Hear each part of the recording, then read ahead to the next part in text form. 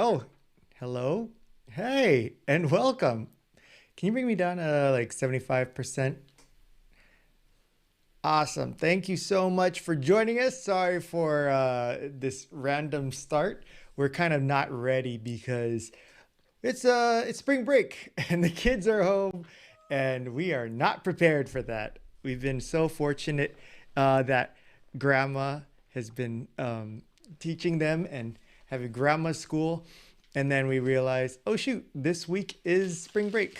What do we do? And we didn't plan anything. So we've kind of been juggling running a business, running a daycare, and also you've got Nato crying and asking for food and stuff. So it's a little hectic, but you'll notice that it's a little different here in our setup. And that is because we spent all weekend setting up our our studio. While it doesn't look like anything special, it's just a plain wall and a desk full of junk. It's still way better for us because we have all of our monitors and stuff and our setup. So you would think that we are more prepared, but as you saw in our beginning, we're not. But we are excited to share with you today the secret to our interviews, the secret sauce. Um, Jamie is eating lunch, by the way. This is how crazy the time has been for us. Like, we literally haven't had enough time for her to have a break to eat. So um, don't mind her absence. She's right here, but I'm going to let her eat so that she doesn't get all cranky and nuts on all of us.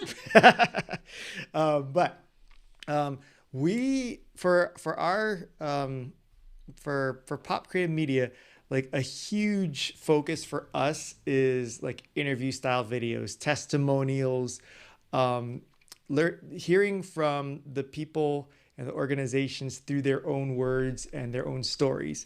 And so interviewing is like a huge part of what we do. And we just did a inventory of how many interviews we've recorded this year so far, which is, what was it, 74 days so far into the year. So 3.5 months into the year, and we've already done 34 interviews. So that's a lot of interviews. And we're talking about all kinds of different stuff with each interview, whether it's talking about a mission for an organization or a story about, you know, work related things, or uh, if it's an interview for a podcast. Like, there's tons of different styles and purposes and reasons for interviews that we've shot, but they all come from a place of really trying to get the best content, or I guess the best um, real and authentic stuff from people. I don't know how to say it better, but I think what people are possibly used to seeing and hearing about when it comes to interviews is like, oh, we have a list of questions. I want you to prepare, have your answers ready, and talk in sound bites. And the reason why that's kind of been the norm for most interviews is because that's, and Jamie can correct me if I'm wrong, but that's kind of like how news style is recorded, where they got to get in quick, in and out, get stuff that is super easy and fast to grab those sound clips so that they can um, edit it together and have it up in the news story, in a few hours and such. So they just want to know, what they just want you to say the things that they can use, and that's good for news. But when you're doing something like a testimonial video, or you're trying to get people connected to the heart of the story, and for people to really understand what's going on, we really want to dive into what people honestly truly feel and think, versus a prepared statement, and where it's like, okay, we only have 5 minutes to talk to you, so I need you to say this exact stuff because that's what I need to put into our video.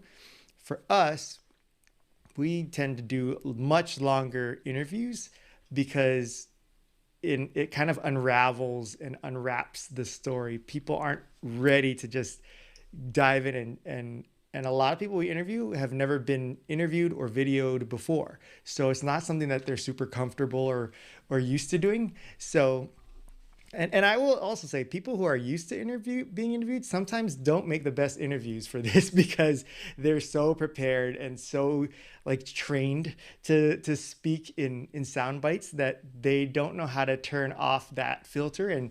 And sorry, Nato wants in on this. Everybody say hello to Nato. Hi. Oh no. Whoops, I hit the just and I also have Emmett on here too. Oh my They're all God. stacked. Oh, we just lost Emmett. Anyways, for people who are used to who are like kind of seasoned in interviews in that old style, it's hard for them to be honest and sincere and get used to this longer format of interview style that we're used to.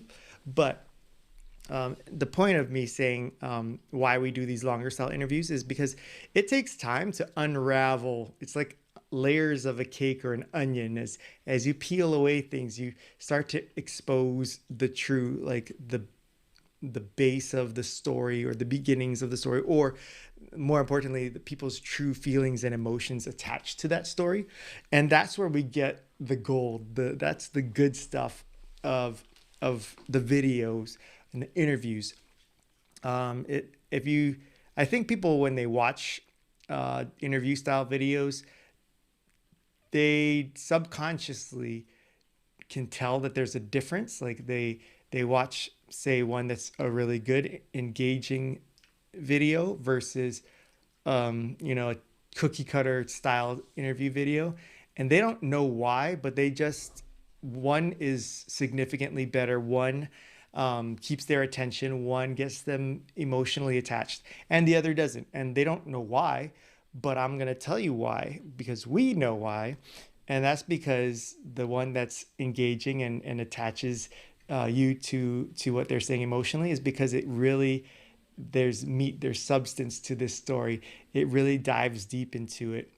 Whereas the other one is most likely just a very cookie cutter, basic, generic. They have a prepared statement. They're just looking for quick sound bites in and out, and so that they can just push out the content.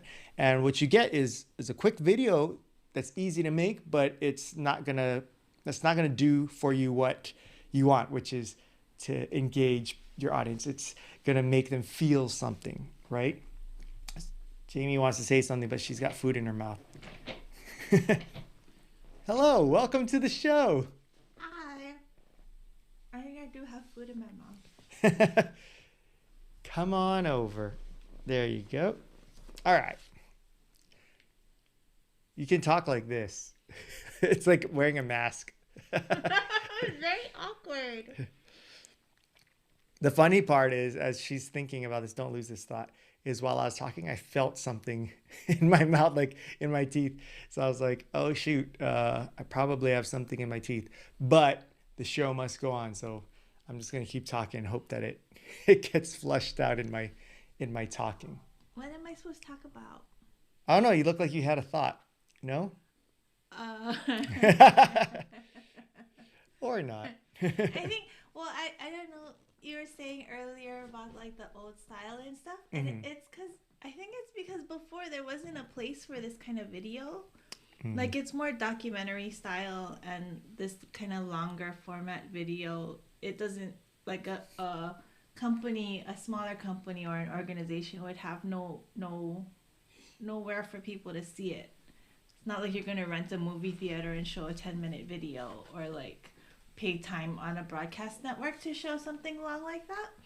But I think that's why people are used to doing a real short, like when you have a script, you have, this is the question, like, here's my narration, my opening narration, and then this is the question that I want the executive director to answer, and then this is the question that I want the consumer to answer, and then here's my tie-in statement, and then so it just follows a really clear laid out format.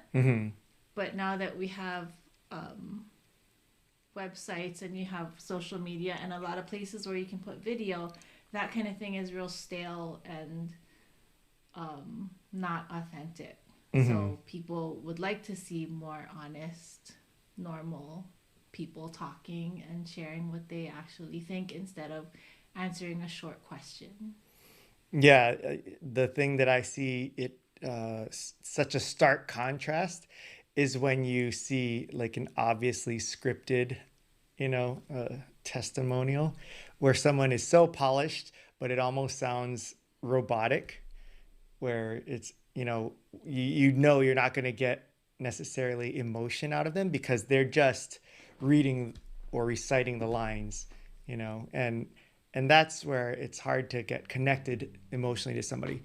Like I've seen ones where they're just like, here at this place, we do X, Y, and Z. And that is why we really truly support our communities, blah, blah, blah. And it's just like, oh, it doesn't feel like you really mean it. Whereas when it sounds like you're just listening on to somebody's conversation who's telling you from their heart, like, the reason why I commit to, doing this work is because I came from this situation, and I never wanted anyone else to feel that way. Like that's so much more relatable than I am here prepared with my statement. By the way, got to give a shout out to Brian, who is on here, who said that he absolutely loves that Jamie's eating.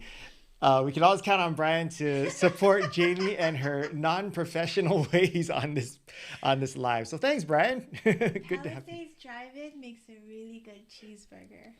Yeah, and it's literally a 1.5 minute drive from our home, so I it's super think I easy. have it at least once a week. Maybe twice.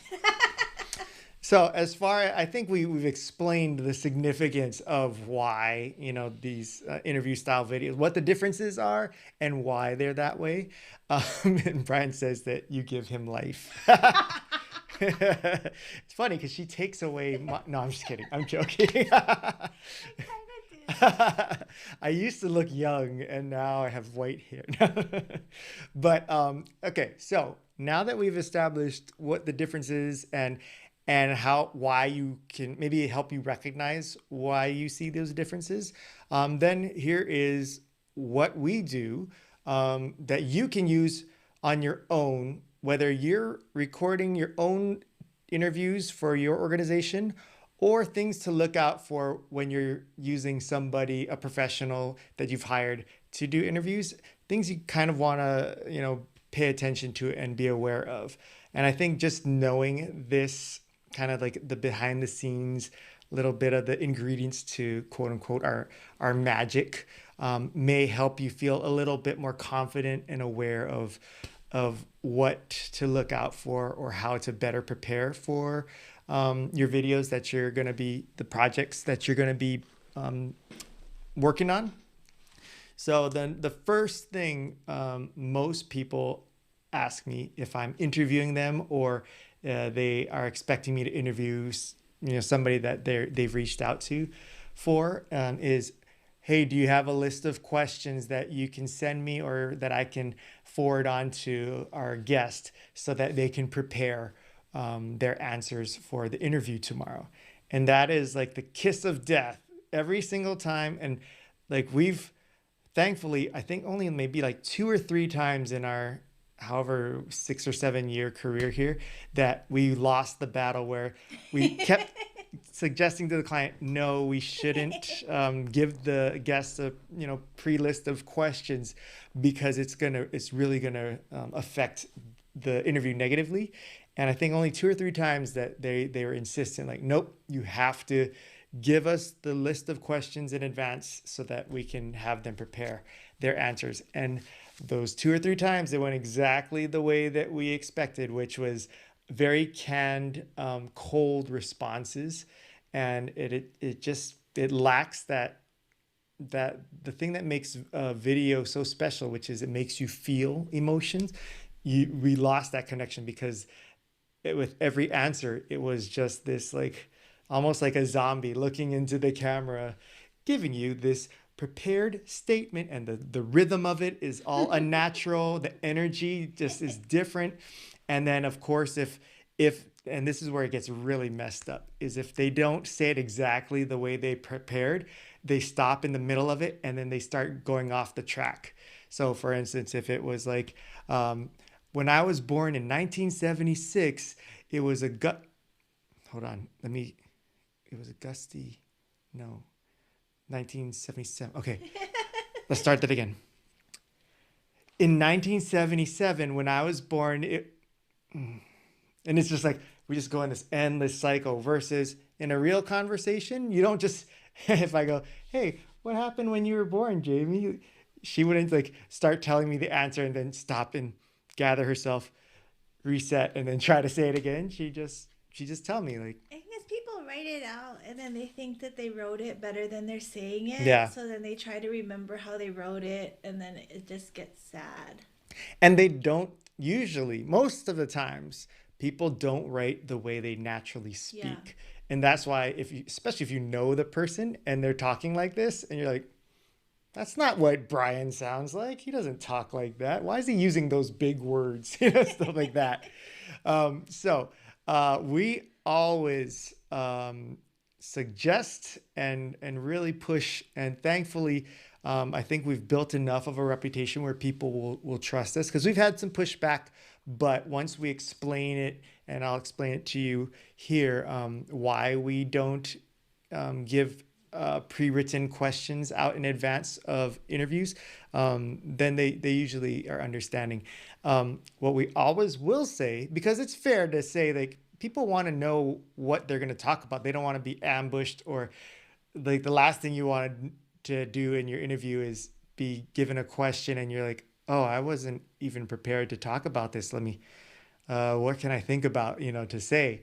We don't necessarily want to do that to the guest. So what we'll do is we'll give them just an outline of what we're going to be talking about, so that at least they are in the right mind frame going into it. So instead of me saying, here are the 5 questions I'm going to be asking you, I'm going to say, what we're doing this video for is to help educate potential donors on the history of your organization. So I'm going to be asking you about, some of the backstory of the organization, some of your experiences working at the organization, any personal stories that you might have experienced that really were meaningful to you, stuff like that.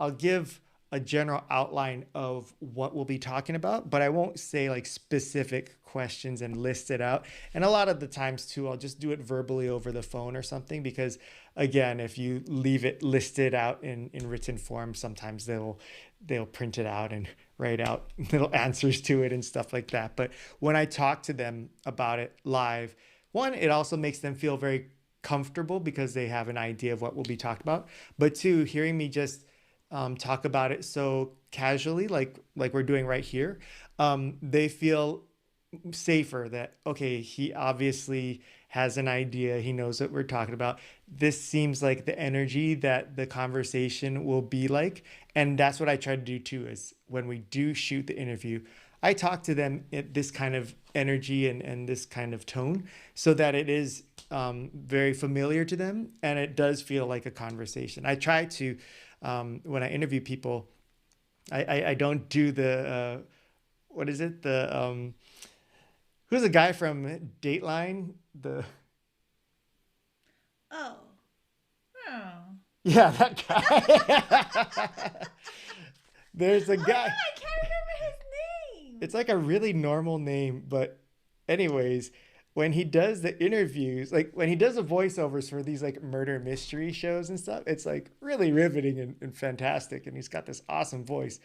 But when he's interviewing the people, it sounds so creepy, and so weird. He's like, they say they found you with a bloody knife. Keith Morrison. Keith Morrison. They say he shot you with a dirty look. Tell me, why did you feel this way? It's like, oh man, I obviously, when you hear it being spoken like that in an unnatural tone, it's very hard for the guests to get lost in the conversation, because they're constantly being reminded that they're being recorded. Forget that there's lights and cameras, but now you have someone talking to you in a really unnatural way. I was interviewed once by somebody, and they just it seems so uncomfortable because they're doing now, tell me, what was your experience like? And it's Were just they like, on camera? no, they were behind camera, but Oh. I think they also are used to doing interviews in front of camera as well. It's from the news. And so I think they're just used to doing their interviews very performed.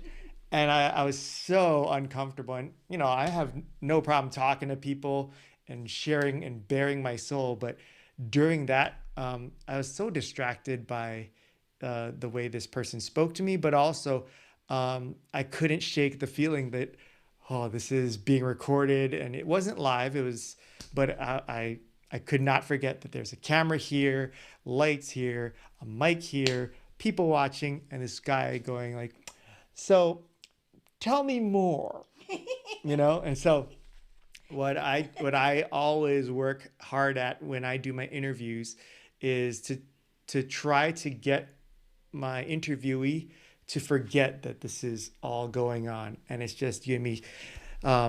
So the tone in which I talk to them, I try my best to talk to them as if I'm just talking to them regular. And part of what makes that possible is that I honestly commit to wanting to know their story, being invested and interested in hearing what they have to say, which also helps me with my follow-up questions, which is like a huge part of unraveling and unwrapping the layers. Because the other problem that you have when you have a list of questions that you're just following is if someone gives you just an opening to a story, the opening layer to something, and they give you a decent answer, but they think this is good enough, and you just take that and you move on to the next question, you lose that opportunity to go deeper and have them expand on it.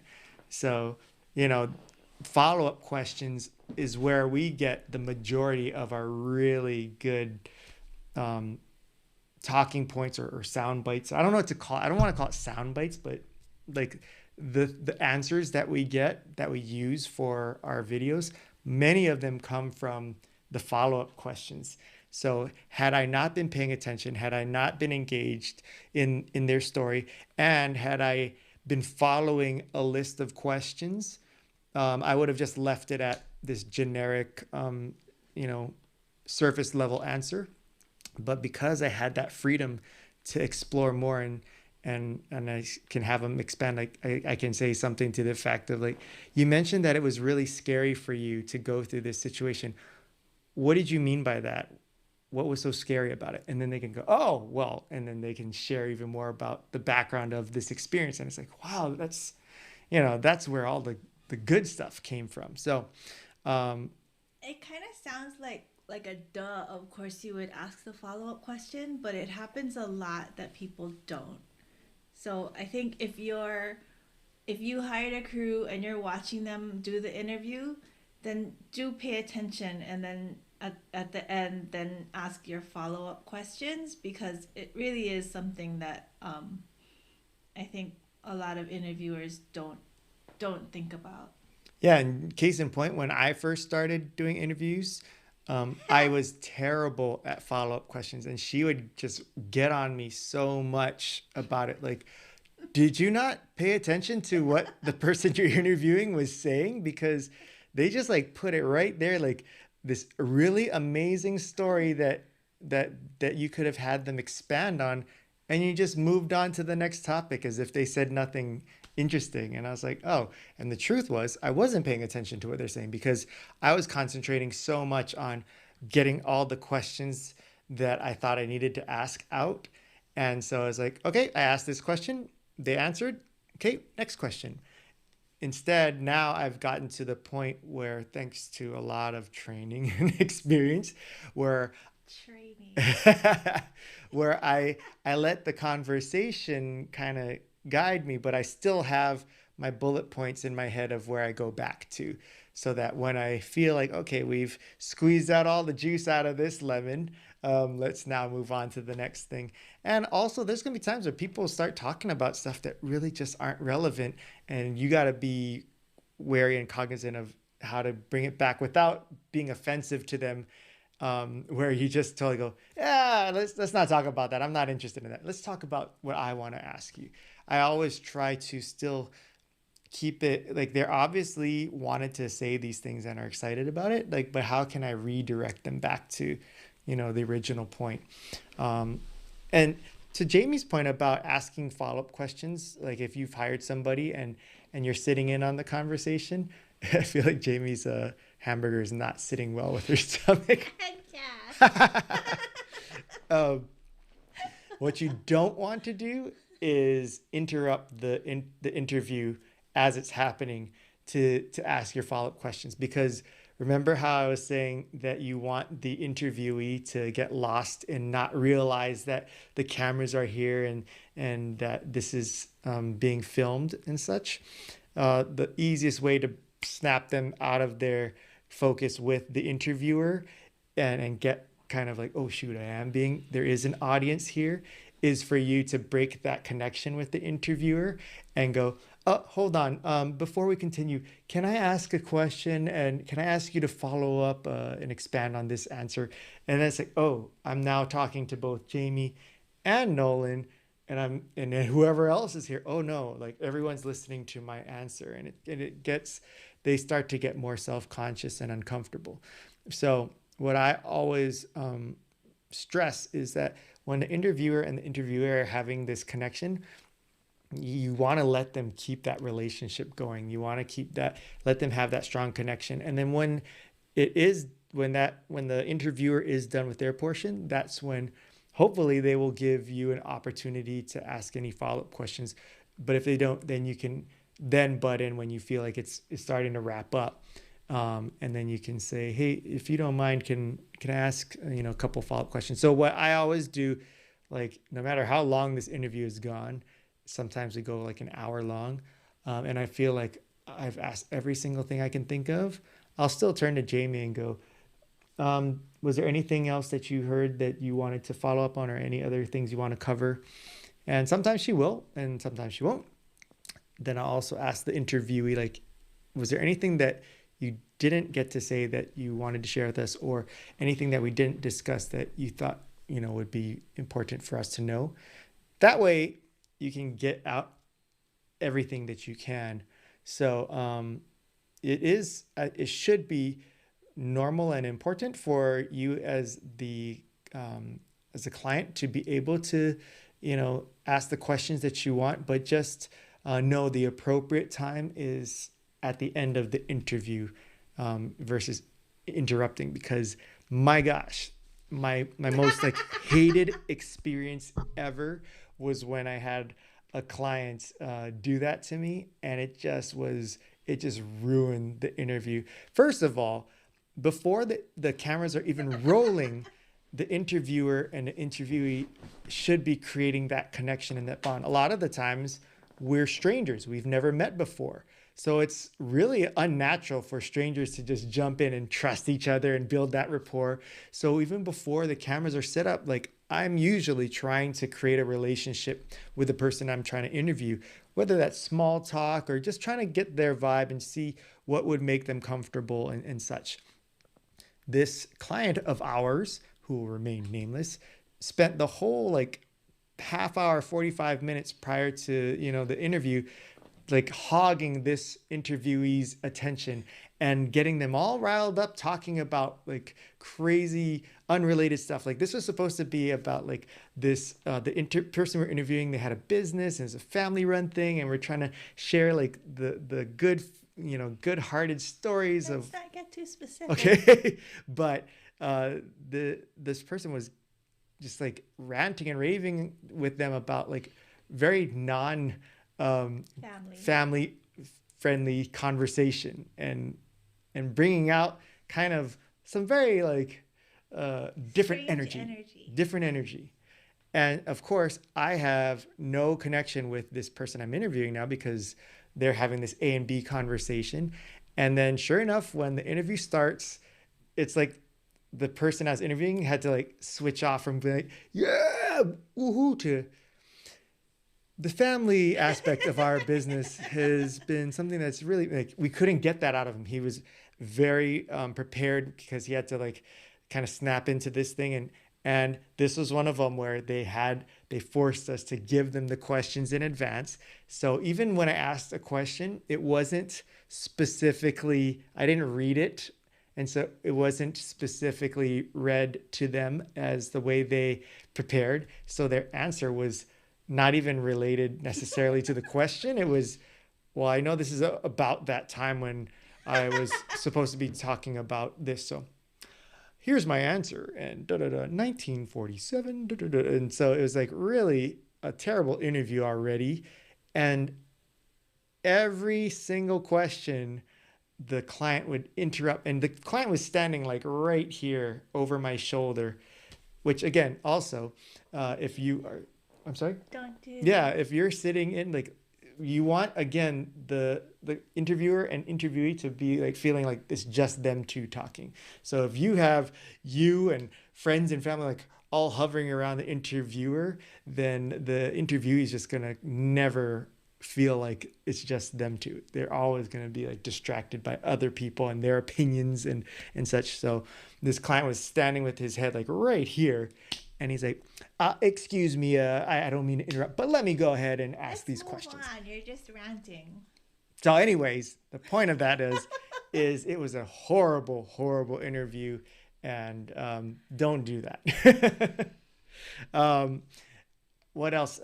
So, as far as when you're trying to get these really meaningful interviews, again, you want to try to have it be as natural of a conversation as possible.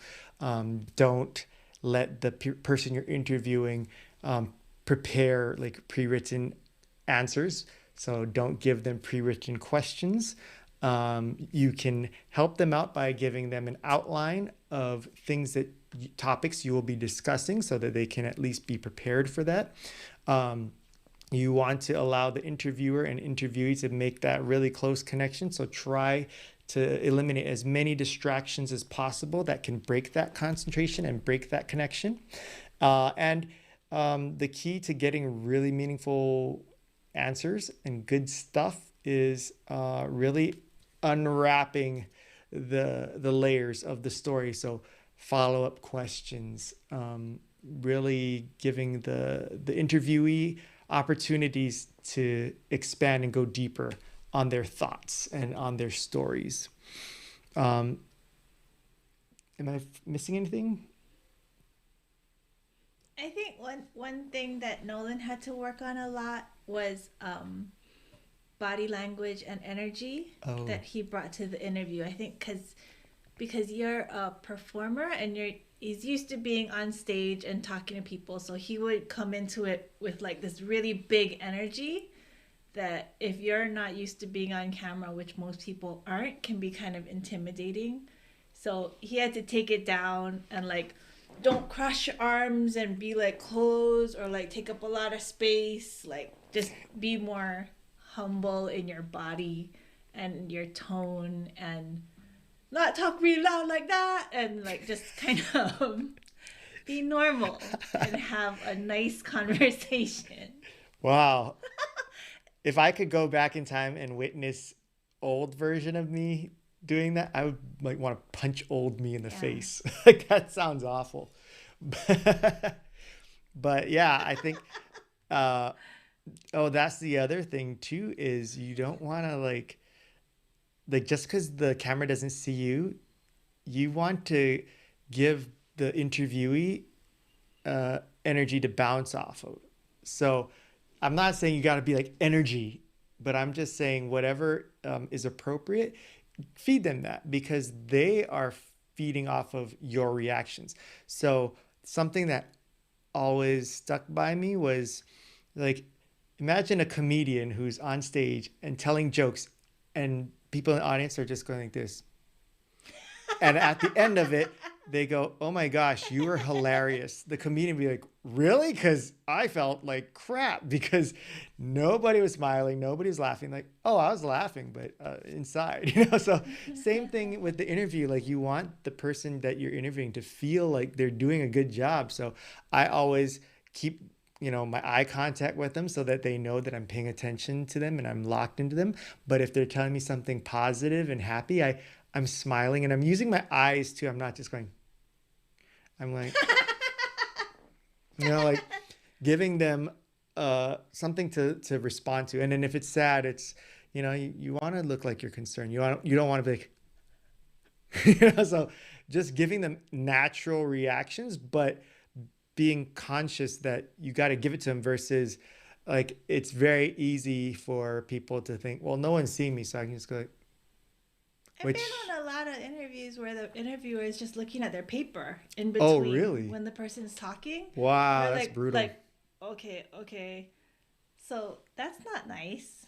I think Yeah. if you happen to get a crew and you notice that happening, then kind of edge your way behind the camera so that you're in that person's eye line. So it doesn't look like they're looking over here, but you can kind of stand behind and just give them feedback. Yeah, even just a nod, a Yeah. knowing nod makes a huge difference. Eye contact. Yeah. Because the last thing you want is to think if somebody's just like not paying attention and not looking at you and looking down, the first thought I would have is like, oh, am I boring? Like, is this Yeah. not Should I just stop talking? yeah. And then you feel like you don't want to share anymore. And for these interviews, like people always think like, oh, it's like a 5 minute interview. You're probably gonna or a 5 minute video. You're probably gonna use like 2 minutes of this interview. So how long will this interview take? Like 5, 10 minutes? And it's like, no, we actually use on average our interviews, no matter how long or short the video is, I would say about at least half an hour. And people are like, why so long? And it's like, because we don't just jump right into like, all right, give me all of your heart and soul about this topic. Like we have to warm them up and get them comfortable talking first. So a lot of like the first, 5, 10 minutes of the interview are not necessarily related to what we're going to be using. It's just to get them comfortable. Once they get that trust and that comfort, then we start to go into the story and it takes a while to unwrap the story and stuff. So I don't know why I was bringing this timing thing up, but um, it had to do with, oh, I know. So a lot of the times, the footage that Jamie has to sift through to get a really great, um, you know, storyline or arc in these interviews, because she'll just take pieces and pieces, put them together, and oh, it sounds amazing. But she'll have to go through, sometimes like an hour of footage just to get that story down to like 30 seconds. And so for us, we want the person to be able to just like, give out everything they possibly can so that Jamie has stuff to work with. Because if they start cutting themselves short because they feel like self-conscious, like that they're boring or whatnot, we won't get the necessary pieces that we would want in the edit to make that story complete. They're just going to cut it off and like, so yeah, well, yeah, you don't want to hear me ramble on about it. Like, oh, now we don't have a complete ending to the story, stuff like that. So that's also a very important piece to. Whoa, there's all these comments that I didn't notice were up here. Sorry, guys. Brian said, I noticed a lot of news reporters who stare at their paper and really just wait to ask the next question That's rather what than I was engage. thinking of, but I didn't say it. And Tracy, hi Tracy, said, yep, giving energy back to the interview subject means everything.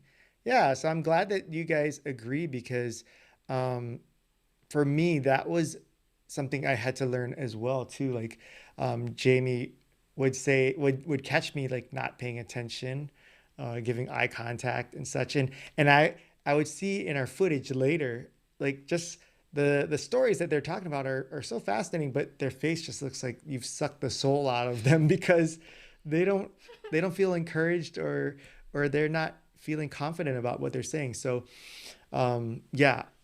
And and also even for the crew, like so Oh yeah. Jamie, yeah, Jamie's not asking the questions. And I always tell the interviewee, it's just a conversation between you and me. So just, direct your answers to me.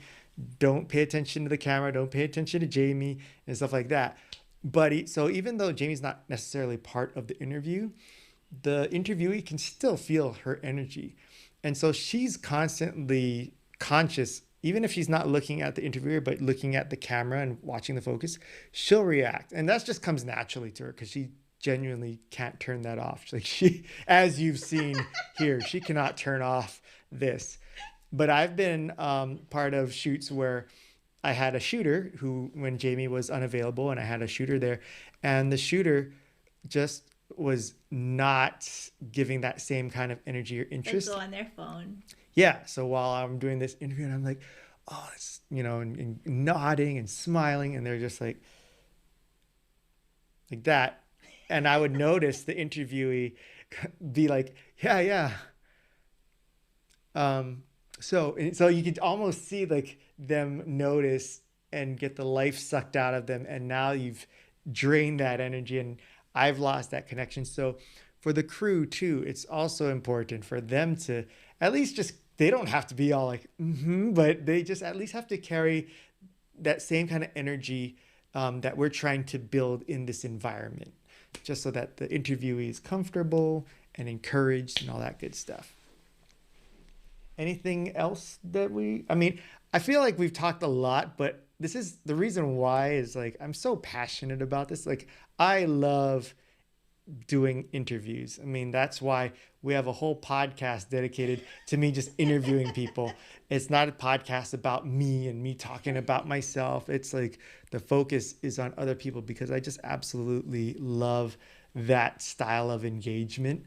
And that's why we've shot or recorded 34 interviews already in the past couple months or several months because it's something that we gravitate towards as far as that type of work. But thankfully, knock on wood, and fortunately, we've had the honor of clients trusting in us and liking the styles of videos that we've produced based a lot on the interviews that they've seen us been able to get on camera.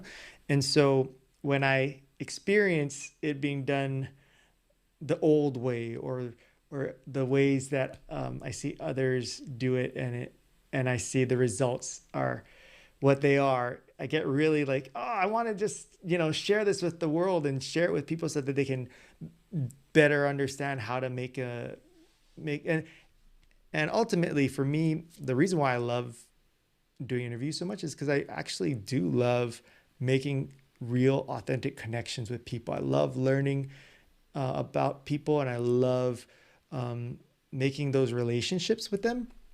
And so the fact that I get to do it on camera and share it through video to the world and stuff is extra bonus.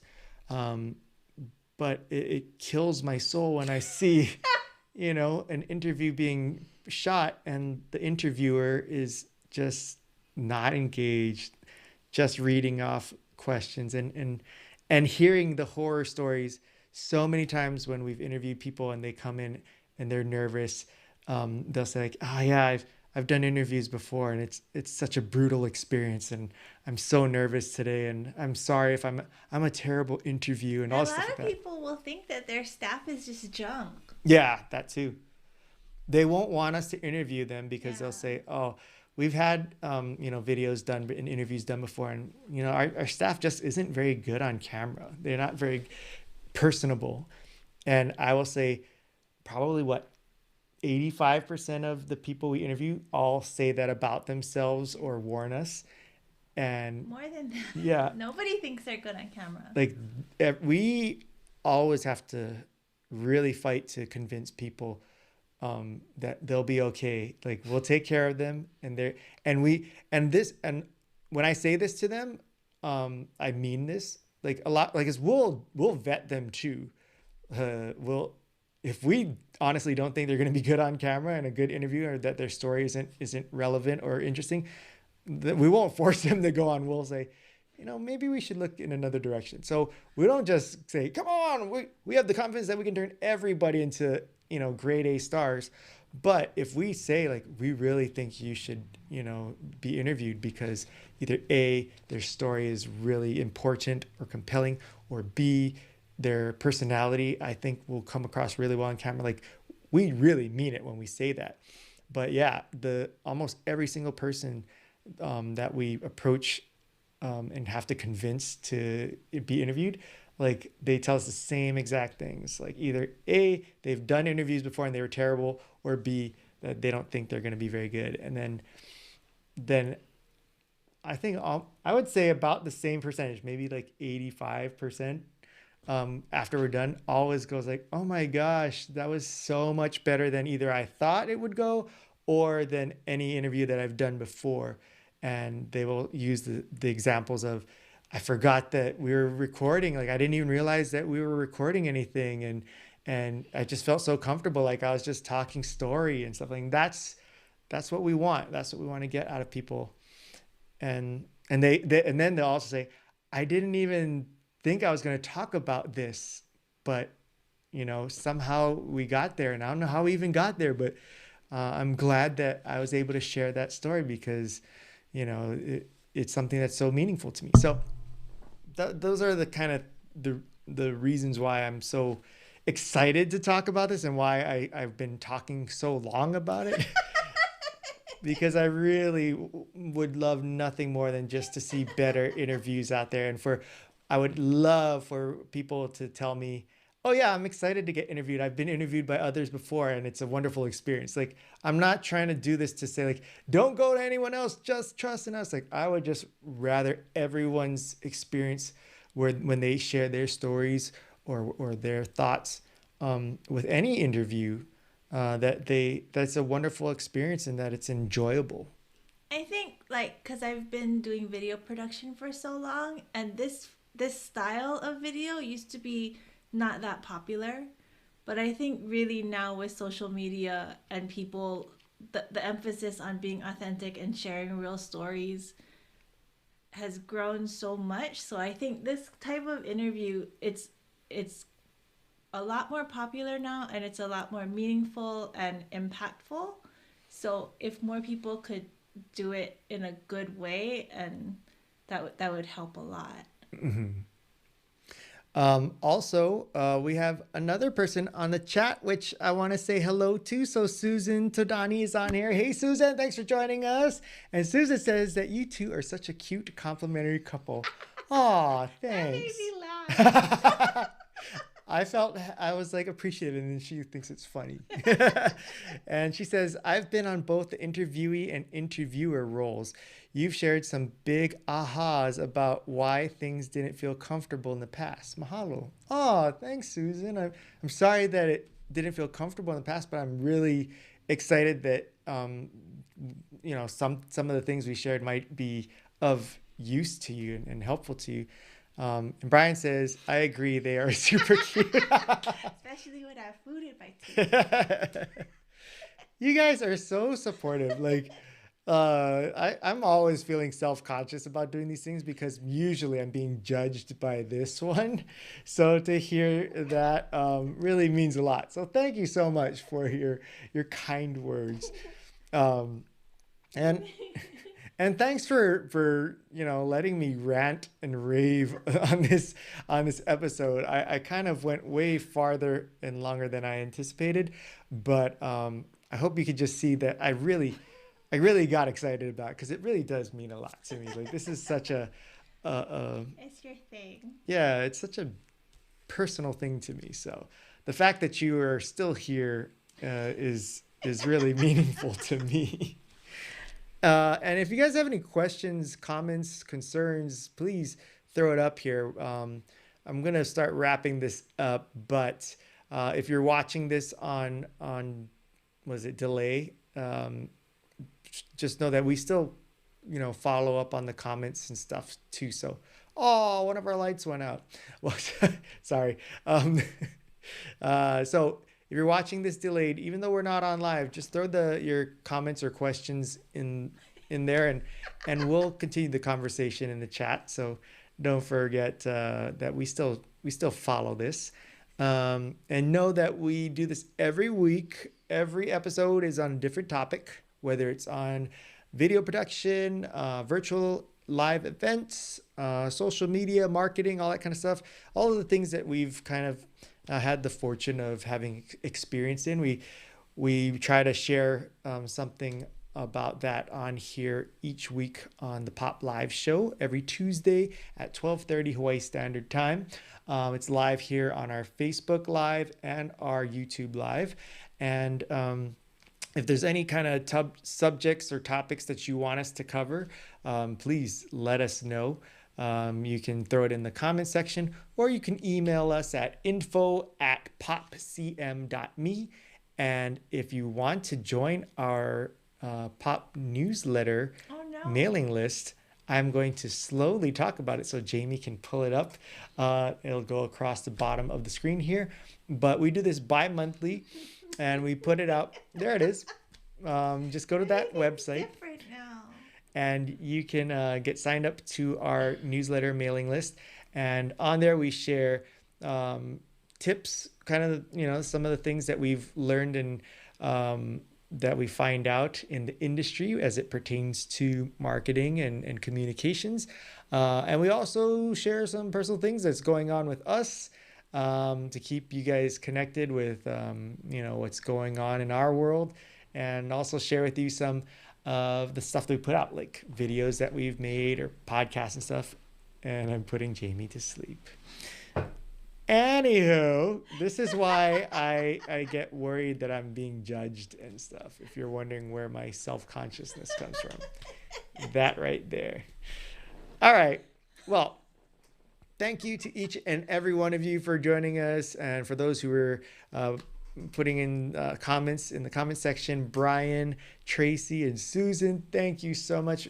We love comments, so keep throwing comments in there.